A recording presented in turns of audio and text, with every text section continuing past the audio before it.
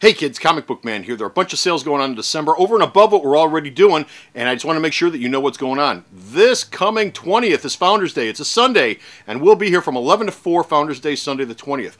After that is going to be Midnight Madness, which is going to be the 23rd, Wednesday, New Comic Wednesday. It starts at 8 a.m. as always, but it'll go till midnight. Stop off at the website to find out more about that. And also, Dollar Days is coming up at the end of this year from the 27th to the 31st, so stop off at the website also to find out more about Dollar Days, Midnight Madness, and of course, Founders Day Sunday.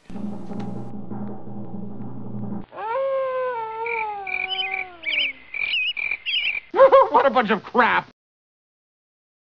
Indie News, Episode 15. That diaper won't hold. Hey kids, how you doing? Comicbook Man here. Welcome to my video outhouse. It's time once again for Indie News in the Indie Alley here at Alternate Reality. And joining me, as always, for Indie Comic News is... Bo, how you doing, kids? And we're coming to you from Alternate Reality, located at 111th and Kedzie in beautiful downtown Mount Greenwood. Alternate Reality, where all new comics are always 15% off for everyone, every day, including folks like you right here. Okay, we've got media, like I said, we've got Indie News and mergers. Mergers are the theme for this week's Indie News. Who's being merged?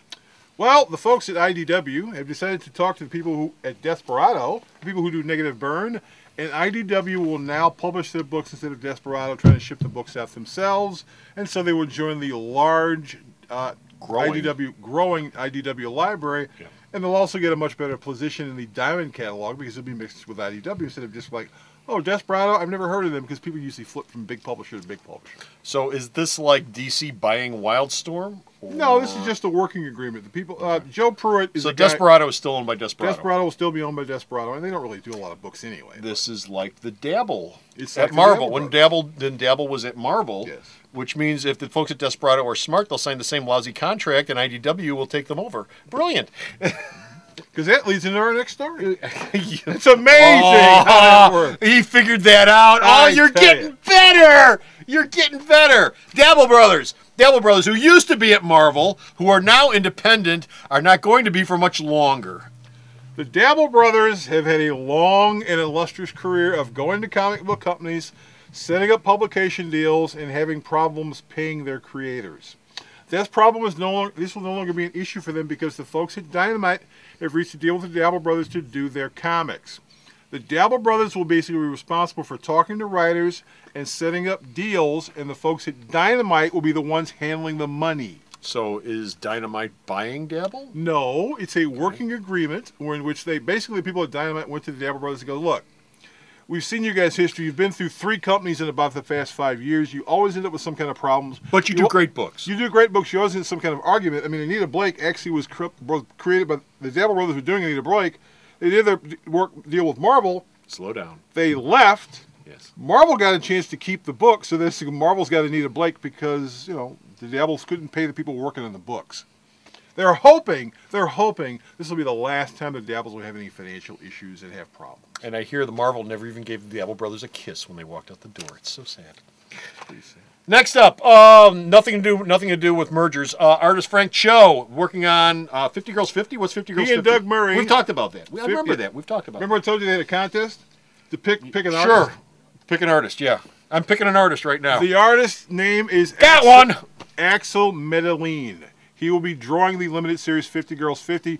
He'll also be working with Frank Cho on New Ultimates because he's working on that over at Marvel. And Frank Cho will do the covers for every issue of 50 Girls 50. The concept of that is you've got 50 female astronauts off in space trying to save the world. Oh, women in space. Women in space. Women in space. In scantily clad spacesuits, I'm sure. Well, no. See-through spacesuits. The pressure would kill them. Yeah, well, okay.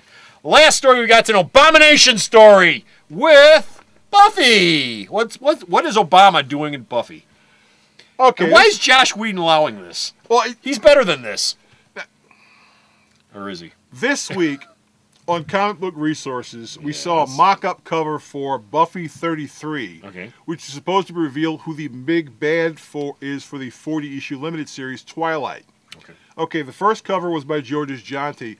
As a joke, Georges Jonti drew a cover for editor Scott Alley, which had Twilight revealed as being President Obama. He's not President Obama. It was a joke. But there's a cover that's going to come out with President Obama. No. There's no really? cover. Nope. They're not going to publish that? The cover will not be offered for sale. So if really? you want a copy of it, go to Comic Book Resources, find the story where they have the cover, pull it as a JPEG, and put it on your computer because the cover with Obama as Twilight will not be offered for sale. Scott Ollie thought it was a joke. He thought it was funny. He sent it to Comic Book Resources. Comic Book Resources printed it, and he went, "Are you telling me that Twilight is really President Obama?"